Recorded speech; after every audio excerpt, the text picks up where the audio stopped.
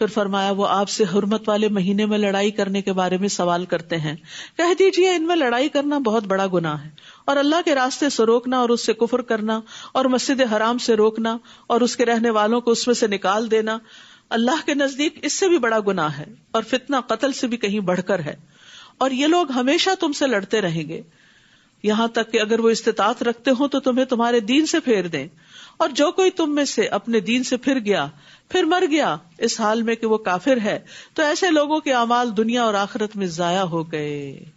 مرتد کی سزا بتائی جا رہی ہے، جو شخص دین سے باہر نکل جائے، ایمان سے خارج ہو جائے، اس کے اعمال ضائع، چاہے وہ حافظ قرآن ہو، چاہے وہ نمازیں پڑھتا اور پڑھاتا رہا ہو، چاہے وہ دین کا کوئی بہت بڑا امام ہو۔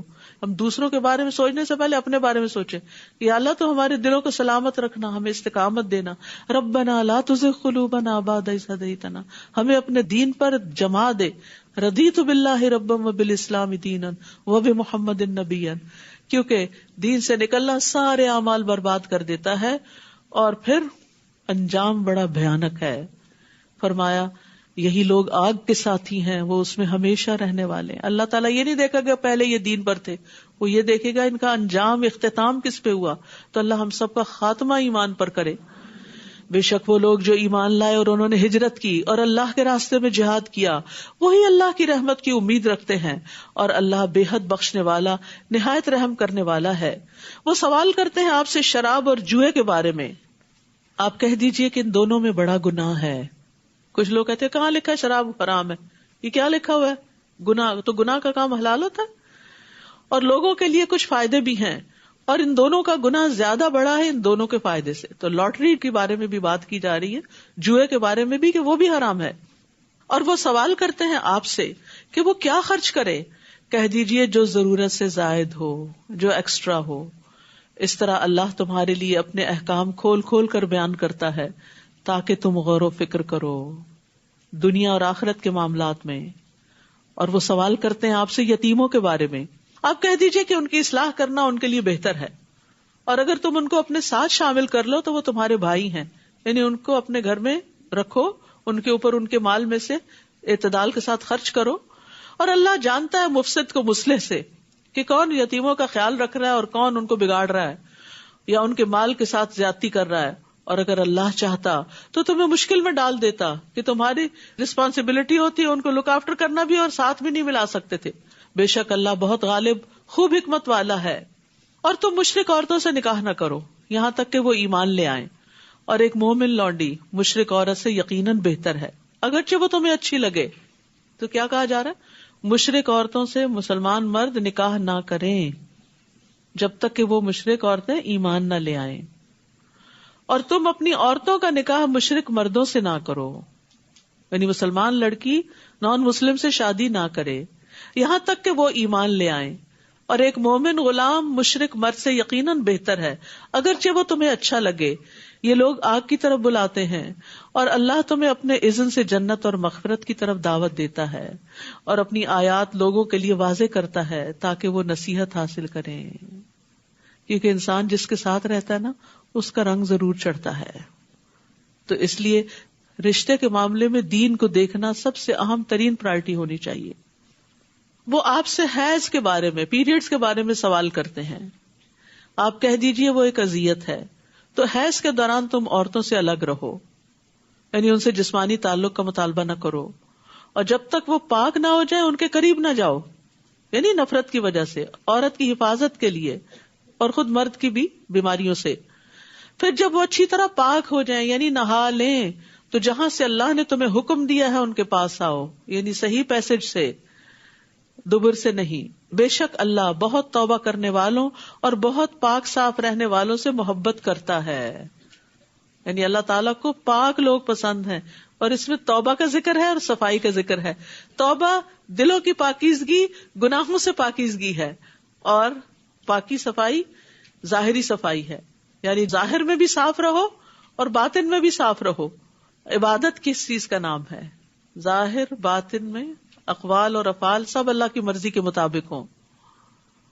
نساؤکم حرث لکم، تمہاری بیویاں، تمہاری عورتیں تمہاری کھیتی ہیں۔ کھیت دیکھ کر انسان کا دل خوش ہو جاتا ہے. آپ اپنے گارڈن میں جاتے ہیں, کیسا لگتا ہے؟ آج صبح ہی میری نظر گھاس پہ پڑی تو میں حیران ہوگی کہ اتنی جلدی اتنا گرین.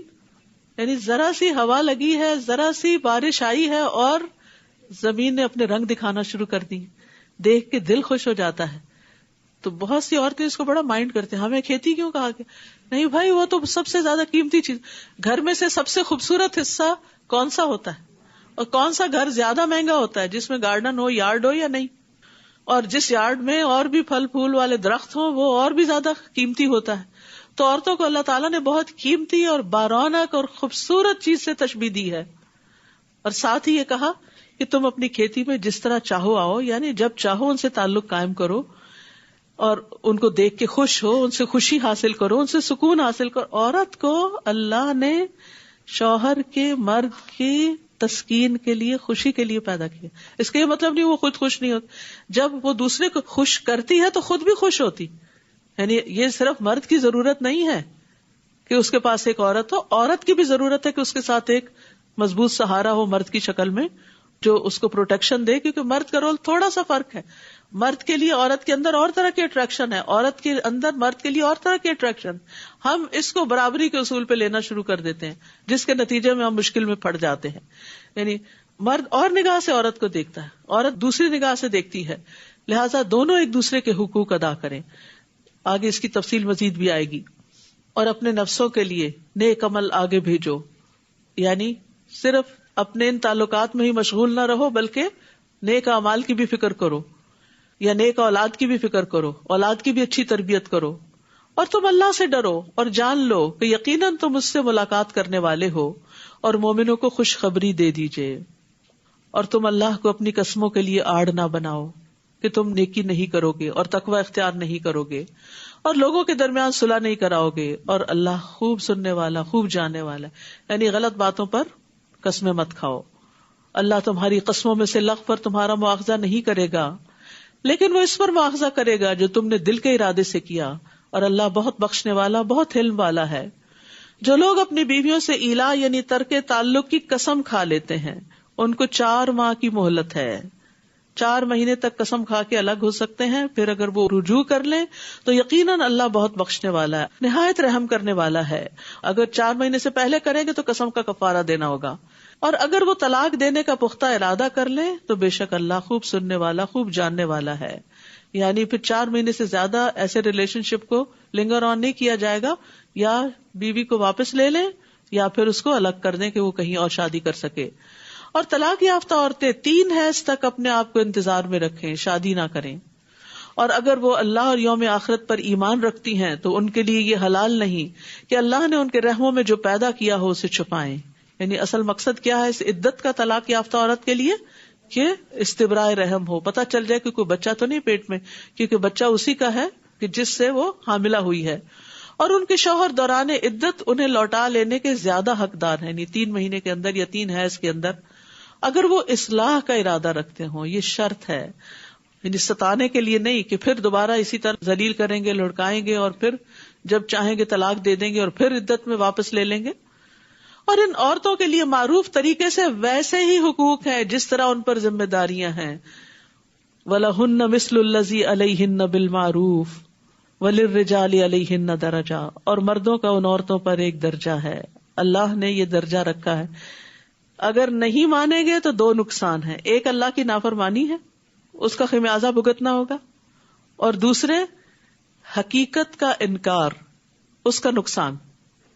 یعنی جس کو اللہ نے رسپیکٹ دینے کے لیے کہا ہے اسے رسپیکٹ دینی چاہیے, جس کی بات ماننے کے لیے کہا اس کی بات ماننی چاہیے. اگر نہیں مانیں گے تو پھر نقصان ہی نقصان ہے, کچھ فائدہ نہیں. اور مردوں کا ان عورتوں پر ایک درجہ ہے, اور یہ نہ تو رسول اللہ صلی اللہ علیہ وسلم نے بتایا, نہ کسی اسکالر نے بتایا, یہ اللہ نے بتایا جس نے مرد اور عورت کو پیدا کیا. کیونکہ کسی بھی سسٹم کے اندر ٹاپ پر ایک ہی شخص ہوتا ہے. 2 لوگ ایک بس کے ڈرائیور نہیں ہو سکتے, 2 لوگ ایک کشتی نہیں چلائیں گے. 2 لوگ اگر کسی بھی جگہ پر کٹھی ڈرائیونگ شروع کر دیں, جیسے عام طور پر ہوتا ہے, ہسبینڈ وائف ساتھ ساتھ بیٹھ جائیں اور دونوں ڈرائیور ہو, تو پھر کیا نتیجہ نکلتا ہے؟ سارا وقت انجوائے کرنے کی بجائے ایک انسٹرکٹر بن جاتا ہے اور ایک ڈرائیور بن جاتا ہے, اور سارا سفر کا مزہ خراب کر دیتا ہے. اور اس میں دیکھیں بہت دفعہ بالکل اچانک ہی ہدایات دی جانے لگتی ہے. دیکھیں دیکھیں سامنے وہ دیکھ رہے ہیں, صرف آپ تھوڑی دیکھ رہے ہیں یا آپ زیادہ تھوڑی دیکھ رہے ہیں. تو بہرحال یہ اللہ تعالیٰ کی تقسیم ہے, اسے مان لینا چاہیے. اور اللہ بہت زبردست ہے, بہت حکمت والا ہے. تو جس طرح مردوں کے حقوق ہیں ایسے عورت کے بھی حقوق ہیں کہ آپ صلی اللہ علیہ وسلم نے فرمایا جب وہ خود کھائے تو اسے بھی کھلائے, جب وہ خود پہنے تو اسے بھی پہنائے. یہاں شوہر کے کچھ حقوق کی بھی بات کر دینی چاہیے کہ سب سے پہلی بات یہ کہ بیوی پر شوہر کی اطاعت معروف میں لازم ہے, فرض ہے, اس کے بغیر گزارا نہیں. پھر ایک اور حدیث کے مطابق اللہ کے بعد شوہر کا حق ہے. حدیث میں آتا ہے اگر میں اللہ کے علاوہ کسی کو سجدہ کرنے کا حکم دیتا تو عورت کو حکم دیتا کہ شوہر کو کرے. یعنی شوہر کو رسپیکٹ دینی چاہیے, اس کی اطاعت کرنی چاہیے, اور سب سے بڑھ کر یہ کہ اس کا حق اس کو دینا چاہیے. اس ذات کی قسم جس کے ہاتھ میں محمد صلی اللہ علیہ وسلم کی جان ہے, عورت اس وقت تک اپنے رب کا حق ادا نہیں کر سکتی جب تک اپنے شوہر کا پورا حق ادا نہ کرے. یعنی ایسی عورت کو پھر ایمان کی حلاوت بھی نہیں ملتی جو شوہر کے ساتھ حسن سلوک نہیں کرتی. عورت اگر پالان پر سوار ہو اور مرد اسے بلائے تب بھی عورت کو انکار نہیں کرنا چاہیے. تو یہاں بیچ بیچ میں حقوق کی بات اس لیے کی گئی کہ یہ طلاق تک نوبت آتی ہی جب ہے جب ایک دوسرے کے حقوق نہیں دیے جاتے. پھر طلاق کے احکامات. طلاق رجعی 2 بار ہے, پھر بھلے طریقے سے روک لینا ہے یا احسان کے ساتھ رخصت کر دینا ہے, اور تمہارے لیے حلال نہیں کہ تم نے انہیں جو کچھ مہر سمیت دیا اس میں سے کچھ بھی واپس لو, مگر یہ کہ دونوں کو اس بات کا ڈر ہو کہ وہ اللہ کی حدود کو قائم نہ رکھ سکیں گے. پھر اگر تمہیں ڈر ہو کہ وہ دونوں اللہ کی حدود کو قائم نہ رکھ سکیں گے تو ان دونوں پر کوئی گناہ نہیں اس چیز میں جو فدیہ وہ عورت اپنی جان چھڑانے یعنی خلا کے بدلے میں دے دے. یہ اللہ کی حدود ہیں سو ان سے تجاوز نہ کرو, اور جو کوئی اللہ کی حدود سے تجاوز کرے گا تو یہی لوگ ظالم ہیں. تو یاد رکھیے کہ طلاق کا معنی ہوتا ہے آزاد چھوڑ دینا, اور طلاق دینے کا صحیح طریقہ یہ ہے کہ عورت جب پیریڈ سے فارغ ہو تو ملاپ کے بغیر طہر کی حالت میں طلاق دی جائے. حیض کی حالت میں طلاق نہیں دینی چاہیے, 3 طلاقیں اکٹھی بھی نہیں دینی چاہیے, اور 3 سے زیادہ کی تو ویسے ہی کراہت ہے, اور عورت کو تکلیف دینے کی ممانعت ہے. رسول اللہ صلی اللہ علیہ وسلم نے فرمایا اے اللہ میں 2 ضعیفوں کا حق مارنا حرام کرتا ہوں, یتیم کا اور عورت کا. یعنی بعض اوقات عورت کے ساتھ بھی یتیموں جیسا برتاؤ کیا جا رہا ہوتا ہے تو یہ ظلم میں شمار ہوتا ہے. تلک حدود اللہ, یہ اللہ کی حدود ہیں, ان سے آگے مت بڑھو, اللہ کی حدود کے قریب مت جاؤ. پھر اگر وہ خاوند اسے تیسری بار طلاق دے دے تو وہ عورت اس کے بعد اس مرد کے لیے حلال نہیں جب تک کہ وہ اس کے علاوہ کسی اور خاوند سے نکاح کرے, اور اگر وہ دوسرا خاوند اس عورت کو طلاق دے دے تو ان دونوں یعنی اس عورت اور پہلے خاوند پر کوئی گناہ نہیں کہ وہ باہم رجوع کر لیں یعنی نکاح کر لیں, اگر وہ دونوں سمجھیں کہ وہ اللہ کی حدود قائم رکھ سکیں گے. اور یہ اللہ کی حدود ہیں جنہیں وہ ان لوگوں کے لیے واضح کرتا ہے جو علم رکھتے ہوں.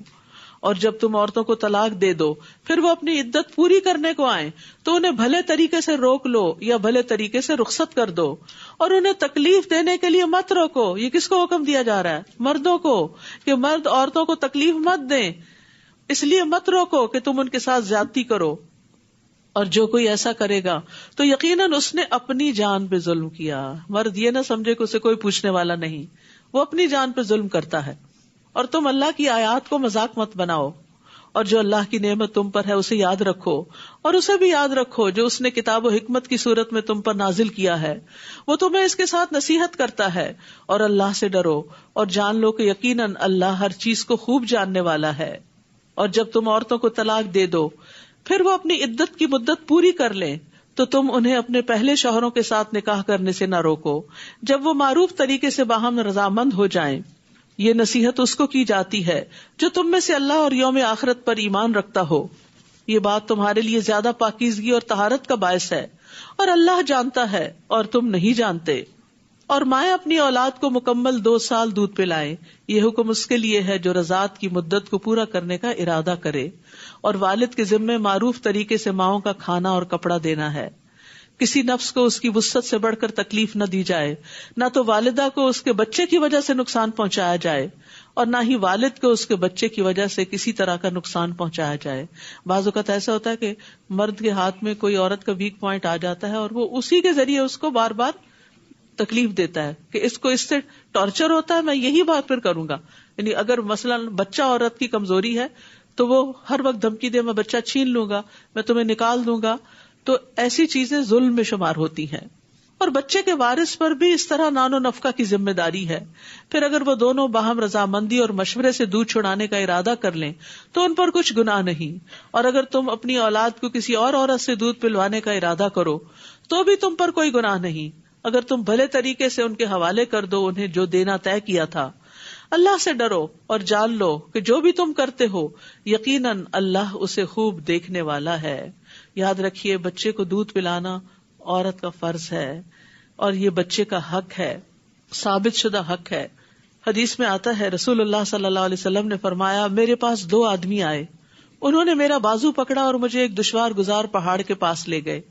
ہم ایسی عورتوں کے پاس سے گزرے کہ سانپ ان کے بریسٹ کو نوچ رہے تھے. میں نے پوچھا ان عورتوں کا کیا معاملہ ہے؟ انہوں نے کہا یہ اپنے بچوں کو اپنا دودھ نہ پلانے والی عورتیں ہیں. کیوں نہیں پلاتی عورتیں؟ کہ فگر خراب ہو جائے گا. تو یہ بہت بڑا ظلم ہے کیونکہ اس سے بچے کی زندگی کو نقصان پہنچتا ہے. ساری زندگی وہ ایک کمزور انسان کی طرح صحت کے مسائل کا شکار رہتا ہے. جن بچوں کو 2 سال کے اندر دودھ پینے کا موقع ملتا ہے ان کا امیون سسٹم بہت اسٹرانگ ہوتا ہے، وہ بہت سی اور بیماریوں سے بچے رہتے ہیں.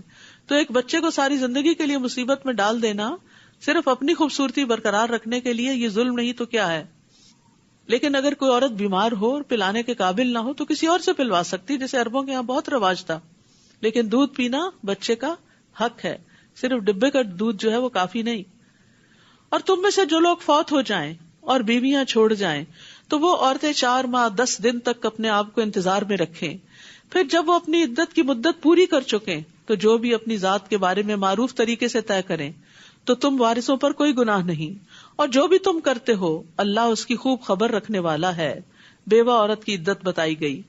اور تم پر کوئی گناہ نہیں اگر تم ان عورتوں کو جو عدت میں ہو اشارتاً پیغام نکاح بھیجو یا اپنے دلوں میں چھپائے رکھو. یعنی عدت میں نکاح نہیں ہو سکتا لیکن اشارتاً بات ہو سکتی ہے. اللہ جانتا ہے کہ یقیناً تم ان کا ذکر ضرور کرو گے، لیکن تم ان عورتوں سے نکاح کا خفیہ وعدہ نہ کرو سوائے اس کے کہ تم کوئی بھلی بات کہو، یعنی کوئی معروف طریقے سے اشارتاً کنایتاً کچھ پیغام بھیج دو. اور تم عقد نکاح کا عزم نہ کرو یہاں تک کہ مقرر میعاد یعنی عدت اپنے اختتام کو نہ پہنچ جائے.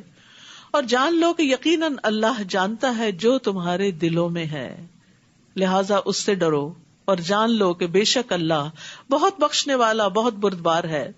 اور جن عورتوں کو تم نے ہاتھ تک نہ لگایا ہو یا ان کے لیے کوئی مہر مقرر نہ کیا ہو تو تم پر کوئی گناہ نہیں کہ تم انہیں طلاق دے دو. ہاں تم انہیں مال و متاع دو، وسعت والا اپنی وسعت کے مطابق اور تنگ دست اپنی حیثیت کے مطابق دے. بھلے طریقے سے فائدہ پہنچانا ہے. احسان کا رویہ اختیار کرنے والوں پر ان عورتوں کا یہ حق ہے.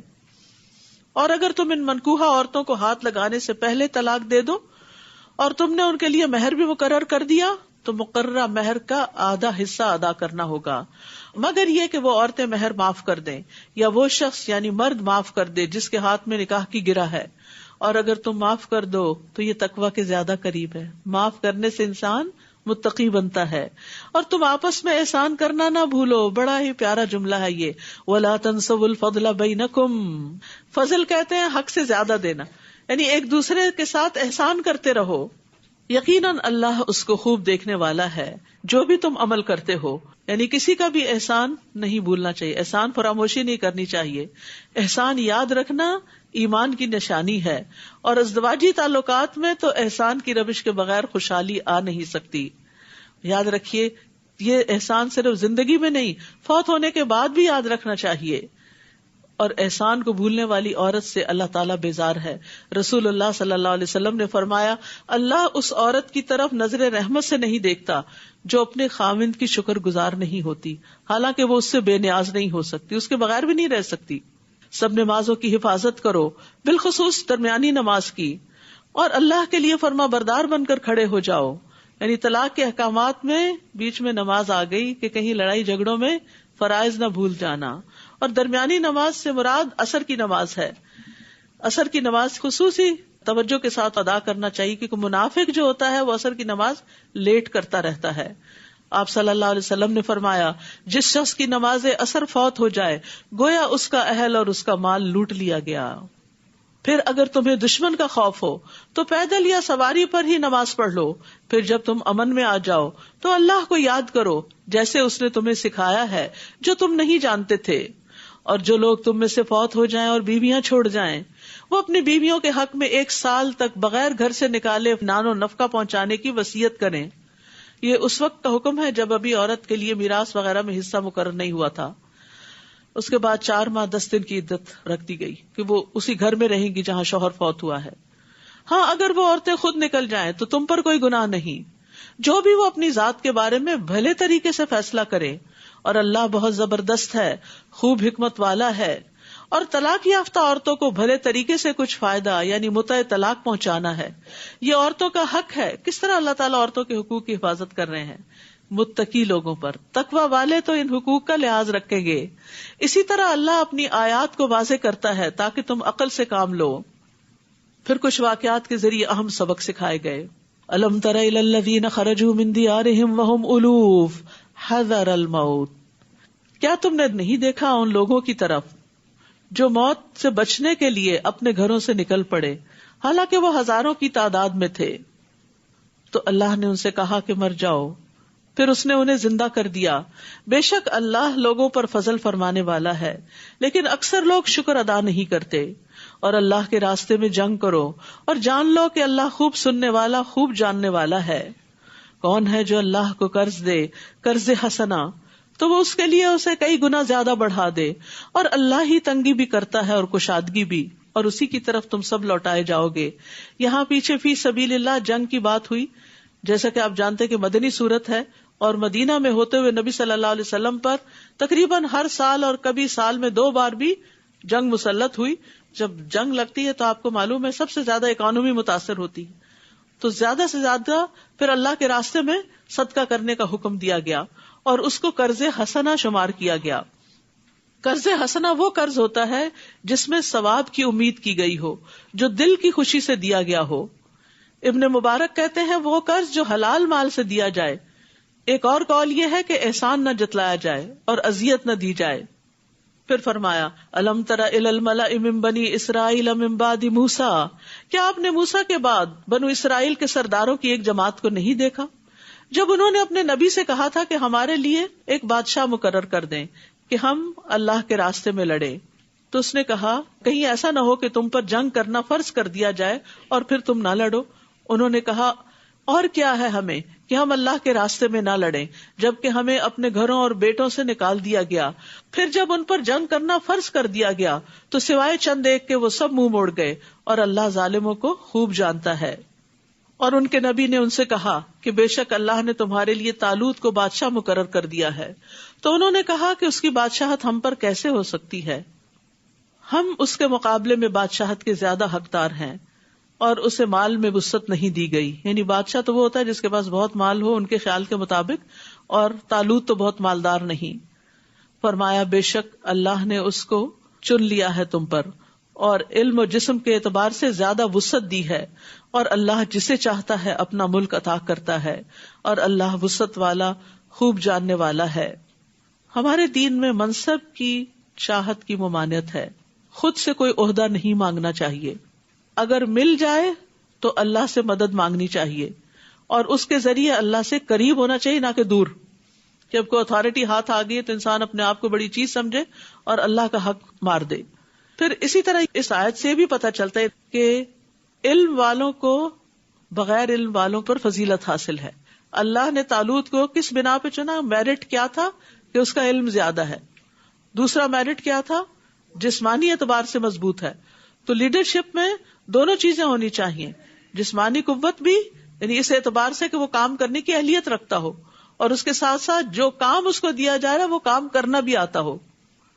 وقال لهم نبیہم، اور ان کے نبی نے ان سے کہا کہ اس کی بادشاہت کی علامت یہ ہوگی کہ تمہارے پاس وہ تابوت واپس آ جائے گا جس میں تمہارے رب کی طرف سے تسکین بھی ہے، اور آل موسیٰ اور آل ہارون کے چھوڑے ہوئے بقیہ جات بھی ہیں جسے فرشتے اٹھائے ہوئے ہوں گے. یقیناً اس میں تمہارے لیے ایک نشانی ہے اگر تم ایمان لانے والے ہو. یہ آیت جو ہے یہ آیت سکینت کہلاتی ہے. فیہ سکینتن، سکینت وہ اطمینان ہوتا ہے جو اللہ اپنے بندوں کے دلوں میں ڈالتا ہے. سکینت انسان کو سکون اور وقار پر ابھارتی ہے، یعنی انسان کے اندر ایک وقار اور ٹھہراؤ آ جاتا ہے. خوف کے وقت انسان کے دل کو مضبوطی دیتی ہے تو فتنے اس کو ہلا نہیں سکتے، آزمائشیں اس پر اثر انداز نہیں ہوتی، غم اس کو نہیں گلاتے، انسان کا ایمان اور یقین اور بڑھ جاتا ہے. تو ابن قیم رحمہ اللہ سکینت کے مرتبے کی شرح کرتے ہوئے کہتے ہیں کہ یہ اللہ کے عطا کیے گئے رتبوں میں سے ایک رتبہ ہے کہ جس کو اللہ سکینت عطا کر دے. یہ رتبہ انسان کی ذاتی محنت اور کسب کی وجہ سے نہیں ہوتا. تو قرآن مجید میں 6 مقامات پر سکینت کا ذکر ہے، ایک سورۃ البقرہ میں، 2 بار سورۃ التوبہ میں اور 3 بار سورۃ الفتح میں، جن کو آیات سکینت کہا جاتا ہے. جب انسان ان آیات کو سنتا ہے یا پڑھتا ہے تو شیطانی حملوں اور بیماریوں سے نجات پاتا ہے. ابن قیم کہتے ہیں کہ ابن تیمیہ رحمہ اللہ پر جب معاملات شدت اختیار کر جاتے تو وہ سکینت والی آیات پڑھتے، اور میں نے ان کو ایک بہت عظیم واقعہ بیان کرتے ہوئے سنا جو ان کو بیماری میں پیش آیا. یہ عقلیں اس کو برداشت کرنے سے عاجز آ جاتی ہیں. یہ شیطانی روحوں سے جنگ کرنے اور ان کا مقابلہ کرنے کا واقعہ ہے کہ جب ان کی قوت کمزور پڑ گئی تو ان کے سامنے شیطانی روحیں ظاہر ہو گئیں. یعنی جنات بھی جب ہی پوزیس کرتے ہیں جب انسان ویک فیل کرتا ہے. وہ کہتے ہیں جب معاملہ مجھ پہ بہت شدت اختیار کر گیا تو میں نے اپنے رشتہ داروں، اپنے ارد گرد والوں سے کہا مجھ پر سکینت والی آیات پڑھو. پھر وہ حالت مجھ سے ختم کر دی گئی اور میں بیٹھ گیا اور مجھے کوئی بیماری نہ رہی. تو کسی بھی پریشانی کے وقت ان آیات کو پڑھنا جو ہے یہ دل کے سکون کا باعث ہے. یہ بے قراری اور بے چینی، انگزائٹی کو دور کرتی ہیں، ایمان میں اضافے کا باعث ہوتی ہیں. آیات کے نمبر نوٹ کر لیجئے. سورۃ البقرہ کی 248، التوبہ 26، التوبہ 40، الفتح 4، الفتح 18، الفتح 26. فلما فصل طالوت بالجنود، پھر جب طالوت لشکروں کو ساتھ لے کر نکلا، کہنے لگا بے شک اللہ تمہیں ایک نہر کے ساتھ آزمائے گا، تو جس نے اس میں سے پی لیا وہ مجھ سے نہیں، جو اس کو نہیں پیے گا وہ مجھ سے ہے، سوائے اس کے جو چلو بھر کر اپنے ہاتھ سے پی لے. تو ان سب نے اس کو پی لیا سوائے چند ایک کے. پھر جب انہوں نے اس کو پار کر لیا تو وہ لوگ جو اس کے ساتھ ایمان لائے کہنے لگے آج ہم میں جالوت اور اس کے لشکر کا مقابلہ کرنے کی کوئی طاقت نہیں. تو ان لوگوں نے جنہیں اس بات کا یقین تھا کہ وہ اللہ سے ملاقات کریں گے کہنے لگے کتنی ہی بار ایسا ہوا کہ چھوٹی جماعت بڑی جماعت پر اللہ کے اذن سے غالب آ گئی اور اللہ صبر کرنے والوں کے ساتھ ہے. اور جب وہ جالوت اور اس کے لشکروں کے مقابل ہوئے تو کہنے لگے اے ہمارے رب ہم پر صبر انڈیل دے اور ہمارے قدم جما دے اور اس کافر قوم کے مقابلے پر ہماری مدد فرما. فہزموہم بإذن اللہ، اور انہوں نے اللہ کے اذن سے ان کو شکست دے دی. اور داؤد علیہ السلام نے جالوت کو قتل کر دیا اور اللہ نے اس کو بادشاہت اور حکمت عطا کی اور اس کو اس میں سے جو چاہا سکھایا. اور اگر اللہ بعض لوگوں کو بعض کے ذریعے زمین سے نہ ہٹائے تو زمین میں فساد پھیل جائے، لیکن اللہ جہان والوں پر فضل فرمانے والا ہے. یعنی اللہ سبحانہ وتعالی اپنے بندوں کی خود حفاظت فرماتا ہے، اپنے بندوں کا دفاع کرتا ہے، ظالموں کو ظلم سے روکتا ہے. ورنہ اگر ظالموں کو کھلی چھٹی دے دی جائے تو وہ حدیں پار کر جائیں. تو یہ اللہ تعالیٰ کا ایک طریقہ ہے کہ جالوت اور اس کا لشکر بہت مضبوط تھے لیکن اللہ نے ایک چھوٹی سی جماعت کے ذریعے ان کو ختم کر دیا اور مومنوں کو سکینت عطا کی اور مومنوں کو کامیابی عطا کی. تو کامیابی کا معیار زیادہ اسباب پر نہیں ہوتا، ایمان پر ہوتا ہے، اور اس کے بعد انسان کس طرح اللہ کے حکم کے مطابق محنت کرتا ہے اور تیاری کرتا ہے. تلک آیات اللہ نتلوها علیک بالحق وَإِنَّكَ لَمِنَ الْمُرْسَلِينَ، یہ اللہ کی آیات ہے جنہیں ہم آپ پر حق کے ساتھ پڑھتے ہیں اور یقیناً آپ رسولوں میں سے ہیں. وآخر دعوانا ان الحمد للہ رب العالمین. سبحانک اللہم وبحمدک اشہد ان لا الہ الا انت استغفرک واتوب الیک. السلام علیکم ورحمۃ اللہ وبرکاتہ.